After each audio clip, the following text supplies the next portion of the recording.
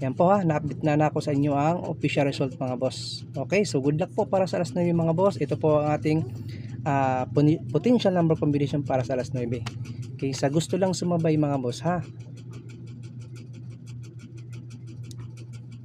target o garambolito. So yun lang po mga boss, maraming salamat po at good luck.